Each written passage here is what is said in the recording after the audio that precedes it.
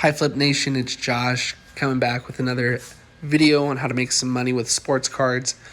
So this is a Tiger Woods #1. You could see back in end of June it was like $200.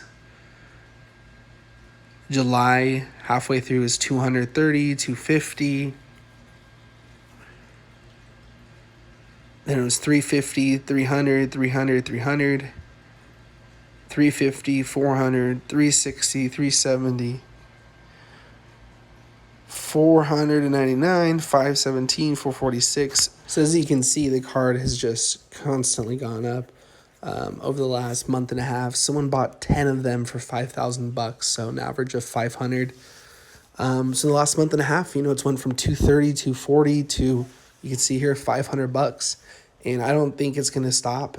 Golf has not seen its opportunity in sports cards yet, and this is just the beginning. So follow this card. As you can see on StockX, it's at $500. These are the last sales. Same story. Started selling June for $200. Now it's at $500. And as you can see here on the chart, same exact thing. So this is a winner, guys. Flip Nation, take advantage of it. Make some money when you can. Tiger Woods, #1, PSA 10.